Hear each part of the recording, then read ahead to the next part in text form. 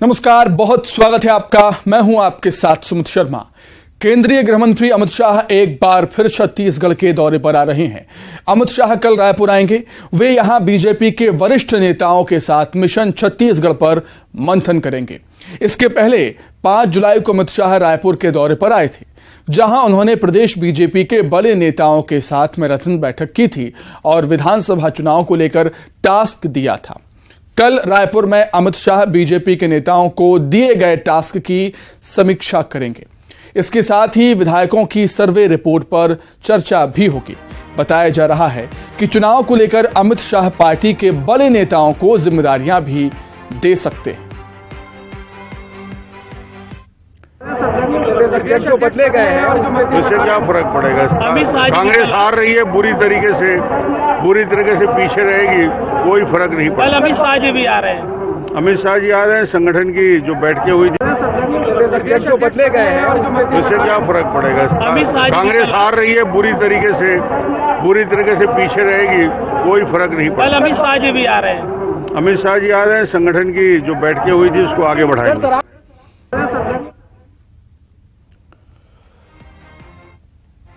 वहीं केंद्रीय गृह मंत्री अमित शाह के दौरे पर कांग्रेस का कहना है कि 4 महीने में 30 से ज्यादा मंत्री आए, लेकिन इनकी दाल छत्तीसगढ़ में नहीं गलने वाली है। कांग्रेस का कहना है कि पिछली बार भी बीजेपी ने 65 पार का नारा दिया था, लेकिन हुआ कुछ और। समरसता का गढ़ है और माता कौशल्या की नगरी और भगवान मेरे आराध्य प्रभु श्री राम के ननिहाल में हर उस व्यक्ति का स्वागत है और देश के गृह मंत्री हैं उस नाते उनका स्वागत है। लेकिन आप देखिए कि जितने बार भी भाजपा के पिछले 4 महीनों में 30 से ज़्यादा केंद्रीय मंत्री आए, अमित शाह जी भी आए, नड्डा जी भी आए, और मैं आपके माध्यम से एक ही चीज़ कहना चाहता हूं कि इन लोग की दाल यहां पर छत्तीसगढ़ में नहीं गलने वाली। क्योंकि पिछले बार जब चरौदा में सभा हुई थी लास्ट समय में, जब 2018 में चुनाव था, तो इन्होंने ही नारा दिया था अब की बार 65 पार, और छत्तीसगढ़ की जनता का प्यार आशीर्वाद हमें मिला और 68 सीट हमारी आई। कि अब जुमलेबाजी नहीं चलेगी और सरकार में जो बैठेगा उसको अपनी क्रेडिबिलिटी स्थापित करना पड़ेगा। और इन 4.5 सालों में हमने विकास के काम अनगिनत काम किए हैं और जो विकास की एक अविरल धारा हमने छत्तीसगढ़ में बहाई है। निश्चित तौर पे हमें अपने काम पे विश्वास है, जनता के ऊपर हमारा पूरा विश्वास है, और छत्तीसगढ़ की जनता के लिए हमने जो जन कल्याणकारी और लोक कल्याणकारी योजनाएं लाई हैं, हम उस विकास के सहारे जनता के बीच में जाएंगे। और कोई भी व्यक्ति राजनीतिक पर्यटक के रूप में यहाँ पर आ जाए, छत्तीसगढ़ की जनता उनका साथ नहीं देने वाली है। तो एक बार फिर से छत्तीसगढ़ आ रहे हैं केंद्रीय गृह मंत्री अमित शाह, और इसी पर चर्चा करने के लिए 2 खास मेहमान हमारे साथ जुड़े हुए हैं। बीजेपी से हैं देवलाल ठाकुर जी, बहुत स्वागत है देवलाल जी आपका, और कांग्रेस की तरफ से हैं मणि वैष्णव जी। मणि जी, आपका भी बहुत स्वागत करता हूं न्यूज 18 मध्य प्रदेश छत्तीसगढ़ में। शुरुआत देवलाल ठाकुर जी आपसे ही करना चाहूंगा। एक बार फिर से अमित शाह छत्तीसगढ़ आएंगे, चुनावी मंथन होगा, क्या कहेंगे आप कि इतना जोर आखिर केंद्रीय नेतृत्व क्यों लगा रहा है छत्तीसगढ़ में? देखिए, हर पार्टी के बड़े से बड़े नेता और छोटे से छोटे कार्यकर्ताओं की ये जिम्मेदारी होती है कि अपनी पार्टी को जीत की ओर अग्रसर करें जी। और निश्चित ही अगर कोई प्रदेश में चुनावी वर्ष है और उस समय ये बैठक हो रही है तो बैठक अहम हो जाती है। और वो बैठक इस समय बनी समितियों की परीक्षण के लिए, बूथ स्तर पर जो कार्य हो रहे हैं उन कार्यों के लिए, और जो विधानसभा स्तर पर जो सभाएं हो रही है, जो इस कांग्रेस की सरकार को घेरने के लिए जो आरोप तय हो रहे हैं उसके लिए वो आ रहे हैं। कहीं ना कहीं इस प्रदेश की जो कांग्रेस की सरकार है वो आरोपों से घिरी हुई है। चाहे आदिवासियों के मामले में ले लें कि आदिवासियों के तेंदुपत्ता खरीदी को लेकर जो 16 लाख मानक बोरा इस पूरे 5 सालों में कम खरीदी की गई है, ताकि आदिवासी समाज अक्षम हो जाए, आर्थिक रूप से सक्षम न बन सके। इन समय में हम देखते हैं कि आदिवासियों को तेंदुपत्ता का पारिश्रमिक भी नहीं मिल पाया है। और ऐसे समय पारिश्रमिक नहीं मिलने के कारण बरसात में कई वनांचल ग्राम शहरों से कट जाते हैं। ऐसे समय में उनकी जरूरत बढ़ जाती है और ऐसे समय में कांग्रेस से संरक्षण से कई ऐसी मिशनरियां हैं जो वनांचल क्षेत्रों में घूम रही है, उनको प्रलोभन देकर जो धर्मांतरण करवाने का काम करती है, उन लोगों को कांग्रेस आश्रय दे रही है। तो संस्कृति संस्कार छीनने का भी आरोप कांग्रेस को जाता है। कहीं ना कहीं बेरोजगारों को रोजगार नहीं दे पाने का भी आरोप कांग्रेस को जाता है। कहीं ना कहीं वृद्ध लोगों के साथ भी इन्होंने वृद्धावस्था पेंशन 1000 रुपया देंगे बोले थे, उसका भी आरोप इन लोगों के बीच में जाता है। इससे भी इनका पेट नहीं भरता। ये लोग गरीबों का जो राशन खा लिए उसका भी आरोप इन लोग के मत्थे मढ़ा जाता है। और कोल घोटाला, शराब घोटाला और तो और जो पीएससी जैसे पदों पर यहाँ के होनहार छत्तीसगढ़िया नौजवानों के साथ जो भ्रष्टाचार किए हैं वो जग जाहिर है। इस प्रदेश के मुख्यमंत्री से कहना चाहूंगा, आप गिल्ली खेलो, भावरा खेलो, बाटी खेलो, लेकिन तो देवलाल जी सवाल ये उठता है, सवाल ये जो आरोप लगा रहे हैं आप, जो आरोप बीजेपी कांग्रेस पर लगा रही है, क्या इन आरोपों को जनता तक पहुंचाने के लिए जो आपके स्थानीय नेता हैं, राज्य के नेता हैं, वो क्या कामयाब नहीं हो पा रहे, इसलिए केंद्रीय नेतृत्व से बड़े बड़े नेता लगातार दौरे कर रहे हैं अब छत्तीसगढ़ के? देखिए, जमीनी स्तर पर तो छत्तीसगढ़ के जो बूथ के कार्यकर्ता हैं वही जा रहे हैं और जनताओं से रूबरू हो रहे हैं। उनके हक एवं अधिकार की लड़ाई के निचले स्तर के ही कार्यकर्ता कर रहे हैं। लेकिन समय समय पर मार्गदर्शन लेना भी आवश्यक है कि हम अपनी लड़ाई को किस दिशा में ले जा रहे हैं, उस दिशा को तय करने के लिए यह अहम बैठक हो रही है। आप देखेंगे जब छत्तीसगढ़ में आवास नहीं बन रहा था तो आवास की, गरीबों की आवास की लड़ाई को लेकर देवलाल जी में लौटूंगा, रायपुर में, ठीक है देवलाल जी में लौटूंगा। मणि जी आवाज बनना चाहिए। जी मणि जी, कांग्रेस ये कह रही है कि कितने भी दौरे कर लें केंद्रीय नेतृत्व के बड़े नेता, बीजेपी के बड़े नेता, लेकिन छत्तीसगढ़ में उनकी दाल नहीं गलने वाली। इस भरोसे का आधार क्या है, इस विश्वास का आधार क्या है?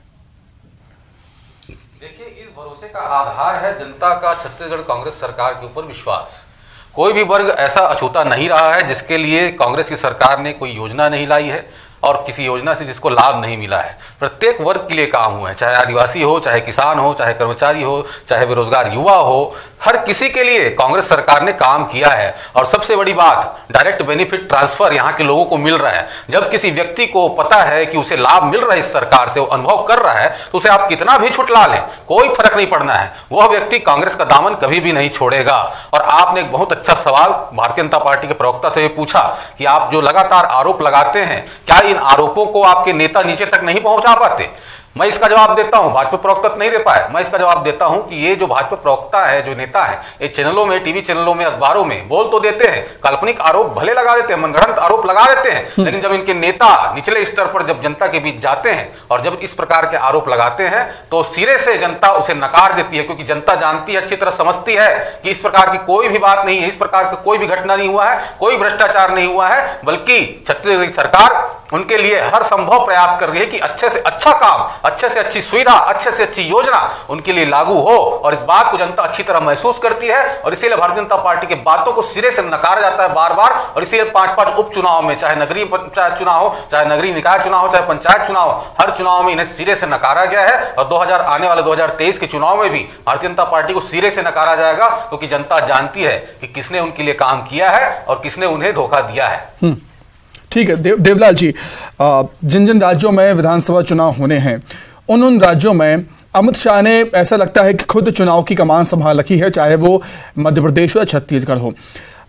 पिछले जो विधानसभा चुनाव हुए जिन राज्यों में, उन राज्यों में जहां जहां आपको अनुकूल परिणाम नहीं मिले हैं, शायद उससे बीजेपी अब थोड़ी सी आहत है या चिंतित है, कह सकते हैं हम, कि अब आने वाले विधानसभा चुनाव में कोई भी चूक ना हो, ये चाह रही है बीजेपी, इसलिए बार बार अमित शाह चाहे वो एमपी या छत्तीसगढ़ के दौरे पर आ रहे हैं। देखिए, भारतीय जनता पार्टी तो हमेशा ये चाहती है किसी भी चुनाव में चूक ना हो, लेकिन लोकतंत्र के इस मंदिर में जो फैसला है वो जनता करती है। इसको हर दल को मानने की आवश्यकता है और भारतीय जनता पार्टी भी मानती है। अलग अलग राज्यों के भौगोलिक स्थिति के हिसाब से अलग अलग मुद्दे हो सकते हैं, अलग अलग ये बात बिल्कुल ठीक है, लेकिन कुछ राज्यों में जो झटके लगे हैं उससे और ज्यादा सतर्क अभी बीजेपी नजर आती है। देवलाल जी, सतर्कता तो हर जो चुनावी दल की पार्टी है उनको सतर्क रहने की आवश्यकता होनी ही चाहिए। लेकिन जिस प्रकार से कांग्रेस के लोग कहते हैं कि भ्रष्टाचार नहीं कर रहे हैं, मैं पूरी कांग्रेस पार्टी को, पूरा कांग्रेस पार्टी के मंत्रिमंडल, मुख्यमंत्री को चैलेंज करता हूं कि जिस प्रकार से आदिवासियों के तेंदुपत्ता संग्राहकों के 900 करोड़ में से 700 करोड़ को पाटन विधानसभा के एम जाम गांव में चोरी करके लाया है, डाका डाल के लाया है, जो आदिवासियों के हक एवं अधिकार का पैसा था, अनुसूचित जनजाति ट्राइबल वन सब प्लान 275 सब प्लान के 100 करोड़ रुपए को आपने उसका राशि मत परिवर्तन करके ले आए। ये आप आदिवासियों के हक एवं अधिकार में डाका डाले हैं, आप चोरी किए हैं आदिवासियों के पैसे को। आप आदिवासियों को तेंदुपत्ता जो 13,000 और 14,000 रुपया मानक बोरा में बिकता था, उसको महज 13 रुपया और 16 रुपया मानक बोरा में बेच दिए। आप चाहते क्या हैं? आदिवासी सक्षम न बने? ये कोई भी आम आदमी बता देगा। जिस तेंदुपत्ता को जिस बोरे में भरते हैं वो बोरा भी 40 रुपया का आता है। आप ठेकेदारों को, अपने चहेतों को फायदा पहुंचाने के लिए आपने भ्रष्टाचार कर दिया। आदिवासियों के मेहनत एवं पसीने की कमाई को आपने मिट्टी के मोल बेच दिया। आप तो देवलाल जी, कुल मिलाकर आपका कहना है कि सरकार ने आदिवासियों को छला है, उनके साथ छल किया। जी बिल्कुल बोल रहा हूं, छल किया है उनके हक एवं अधिकार। ठीक है देवलाल जी, लौटता हूं आपके पास। मणि जी क्या कुछ कहेंगे? मणि जी, आप पर गंभीर आरोप लग रहे हैं आदिवासियों से छल करने के। आक्रमण्यता के कारण 110 बच्चे आदिवासी चुप रहेंगे तब तो मैं ठीक है देवलाल जी लौटूंगा, जवाब ले लेते हैं देवलाल जी, लौटूंगा मैं। ठीक है मणि जी, कहिए। देखिए सुमित जी क्या है, आजकल भारतीय जनता पार्टी के प्रवक्ता जब झूठ बोलते हैं ना, तो हम लोग टोकते भी नहीं है। टोकते इसलिए नहीं है क्योंकि जनता अच्छी तरह जानती है कि भारतीय जनता पार्टी के लोग झूठ बोलते हैं, और ये लोग क्या झूठ बोलते हैं ये बात भी तो जनता के बीच जानी चाहिए ना। भारतीय जनता पार्टी के लोग क्या झूठ बोलते हैं ये बात भी जनता के बीच जानी चाहिए ना।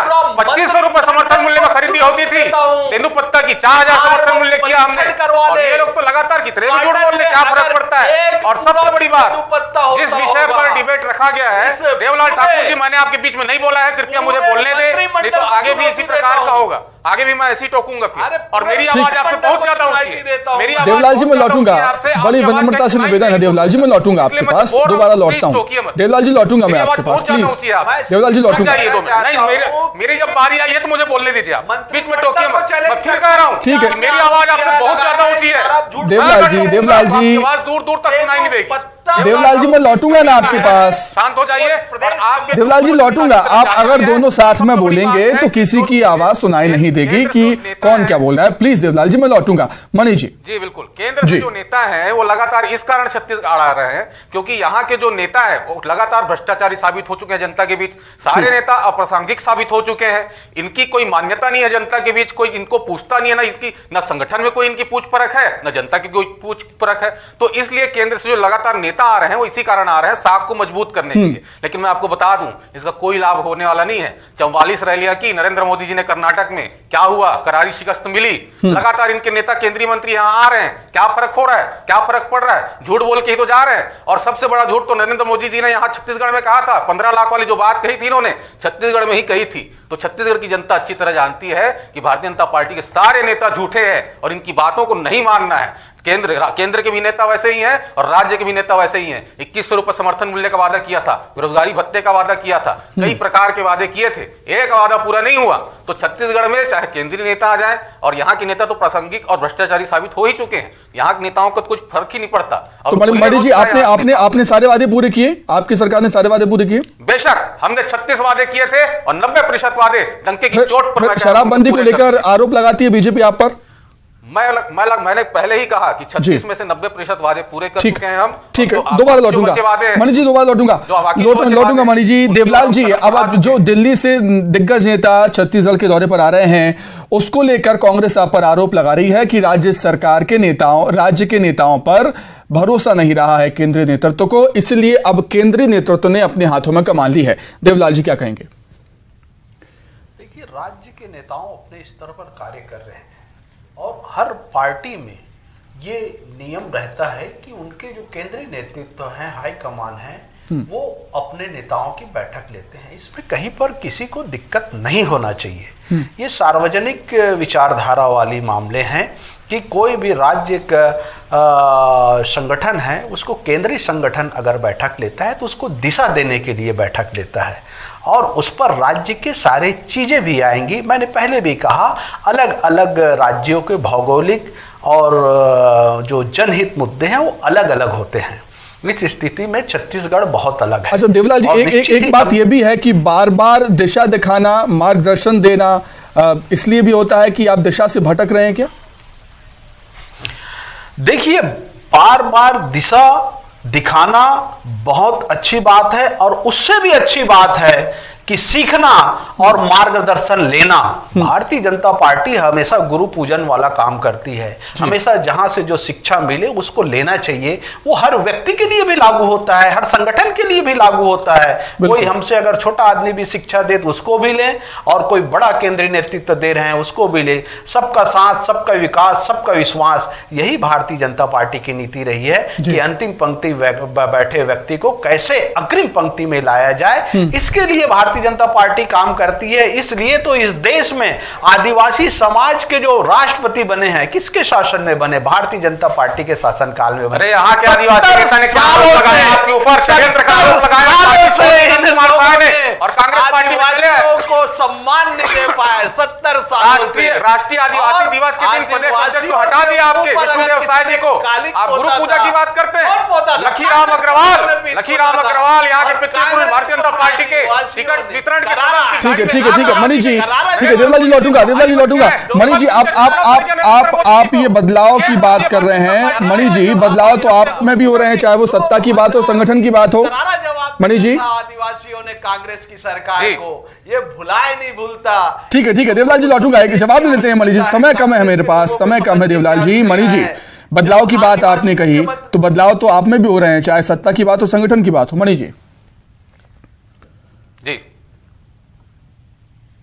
देखिए, बदलाव हम में हो रहा है, बिल्कुल बदलाव होना चाहिए। जब जरूरत हो तब बदलाव होना चाहिए। बदलाव ऐसा नहीं होना चाहिए कि 4-4 साल में 4-4 जो है प्रभारी बदल दिए गए भारतीय जनता पार्टी में, 3-3 प्रदेश अध्यक्ष बदल दिए गए भारतीय जनता पार्टी में। इस प्रकार का बदलाव हमारे यहाँ नहीं होता है। हमारे यहाँ बदलाव तब होता है जब आवश्यकता होती है और बदलाव 2-3 साल में, 4 साल में होना चाहिए, बिल्कुल होना चाहिए। एक चेहरे को लगातार जिम्मेदारी नहीं मिलनी चाहिए। चलिए ठीक, तो एक बार फिर से राजनीति के चाणक्य कहे जाने वाले अमित शाह छत्तीसगढ़ के दौरे पर हैं। विधानसभा चुनाव होने हैं क्या? भारतीय जनता पार्टी का केंद्रीय नेतृत्व, यहाँ के लोगों पर विश्वास। अमित शाह का जो दौरा है वो बीजेपी को फायदा पहुंचा पाएगा, ये तो आने वाला वक्त ही बताएगा। बहुत धन्यवाद देवलाल जी, बहुत शुक्रिया मनीष जी आपका जुड़ने के लिए। चर्चा में फिलहाल इतना ही, नमस्कार।